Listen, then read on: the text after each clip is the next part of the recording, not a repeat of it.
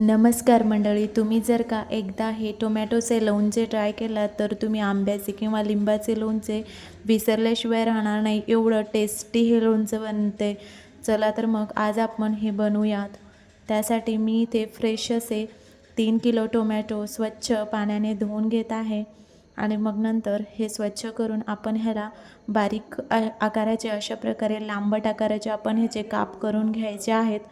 एक गोष्ट लक्षात ठेवायची आहे, काप आपल्याला अगदी पातळ पातळ बनवायचे आहेत जेणेकरून हे वाळवण्यासाठी एकदम इझी होते.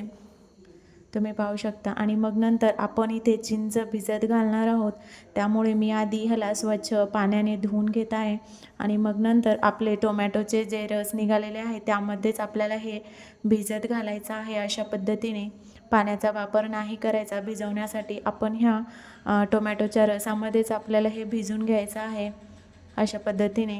आणि मग नंतर आपले टोमॅटो जे आहेत ते आपण आता वाळवणार आहोत, त्यामुळे मी टेरेसवर जात आहे आणि मग नंतर ह्याला छान असं वाळत घालणार आहोत.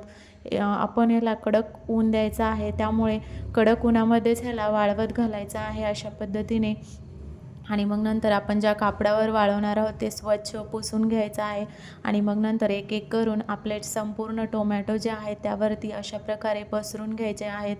एकावर एक नाही ठेवायचं आहे, अगदी लांब लांब छान असं पसरून घ्यायचं आहे. हे वाळण्यासाठी मला 2 दिवस लागलेले आहेत मैत्रिणींनो. तुम्ही पाहू शकता हे किती छान असं वाळलेलं आहे. हे एका दिवसात देखील वाळू शकतं, फक्त कडक ऊन असायला पाहिजे. तुम्ही पाहू शकता. आणि मी इथे काही ड्राय मसाले बनवणार आहे जेणेकरून आपलं हे लोणचे अजूनच टेस्टी होणार आहे, खायला एकदम जबरदस्त होणार आहे. तुम्ही पाहू शकता मी इथे संपूर्ण इन्ग्रेडियंट्स जे आहेत ते घेतलेले आहेत अशा पद्धतीने. आणि आपण ह्याला ड्राय रोस्ट करून घेऊयात. सुरुवातीला मी इथे धने, मेथी दाणे ड्राय रोस्ट करून घेत आहे आणि मग नंतर त्याच पॅनमध्ये जिरे देखील टाकून आपल्याला ड्राय रोस्ट करून घ्यायचे आहेत.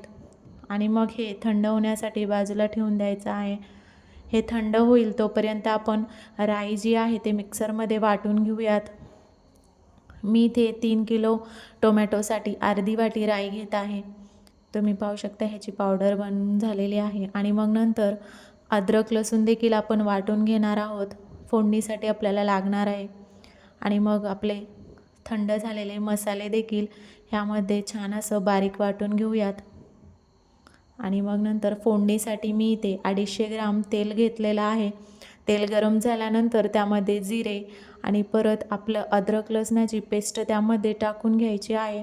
आणि त्याचबरोबर तुमच्या आवडीप्रमाणे लाल तिखट, हळद, मीठ टाकून आपल्याला ह्याला छान असं मिक्स करून घ्यायचं आहे. आणि मग नंतर हे मिक्स झाल्यानंतर ह्याला थंड होण्यासाठी बाजूला ठेवून द्यायचं आहे.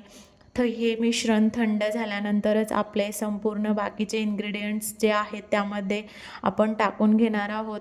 गरम तेलामध्ये अजिबात टाकायचं नाही आहे, हे पूर्णपणे थंड होऊ द्यायचं आहे.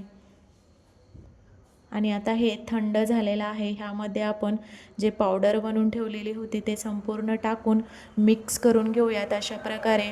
आणि मग नंतर आपले वाळवलेले टोमॅटो जे आहेत ते सुद्धा ह्यामध्ये टाकून घ्यायचे आहेत आणि ह्याला छान असं मिक्स करून घ्यायचं आहे अशा पद्धतीने.